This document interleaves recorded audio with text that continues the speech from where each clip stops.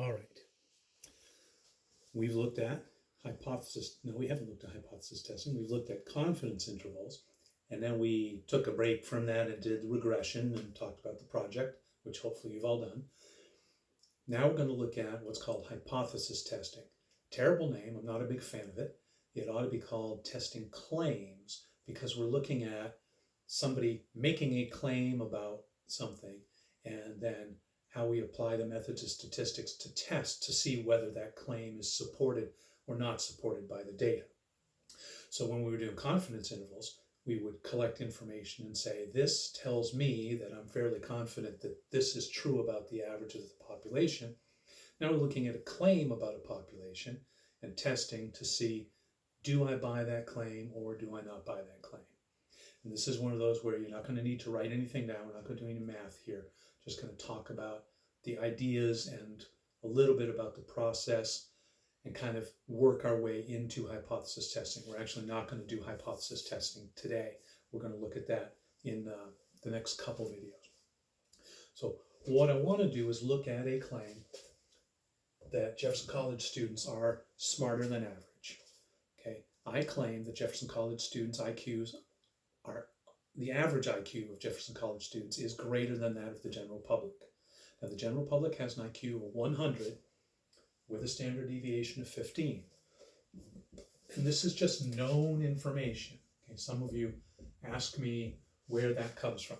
That just happens to be true about the population. We measured enough IQs to know that the mean is 100 and the standard deviation is 15. Actually, that's how the tests are designed. If the tests don't end up with that being the mean and the standard deviation, they change the tests, I think. Got two experts in the class about IQs, so I'm going to qualify my statements about IQs. So I want to show that Jefferson College students are smarter on average, so I'm going to test 25 of them, and I find that the average for that sample is 103, which is bigger than average. But is it bigger enough for me to conclude that Jefferson College students are, on average, smarter than the general population? Well, let's look at a confidence interval. Let's make a 95% confidence interval for a sample size of 25 with a mean of 103 and a standard deviation of 15. I did that already. You know how to punch out in your calculator by now. It's 97.12 to 108.88. So I'm 95% sure that the average IQ for Jefferson College students is between those two numbers. But so is the average for the general population. So this is not convincing evidence that Jefferson College students are smarter than average, because average is well within that confidence interval. As you know from previous, if we want a smaller interval, we can collect more data. So let's take a bigger sample 100 students, get that same result for the average IQ and the same standard deviation, pop that in the calculator to get a 95% confidence interval, and we are 95% sure now that the average IQ is between 100.06 and 105.94.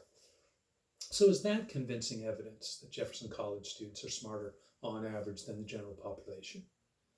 Well, I think so, because there's a 95% chance, we can think of it that way, there's a 95% chance that Jeffco's IQ on average falls between here, but that's bigger than the average IQ. There's only a 2.5% chance it'll be below there, and a 2.5% chance it would be above here.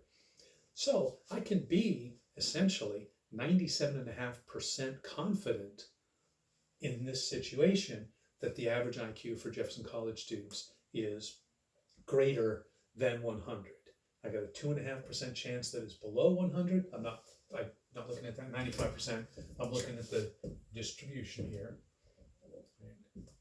We got a 95% chance that it's in there. That's that interval. And 2.5% chance it's down there. That's a high level of confidence.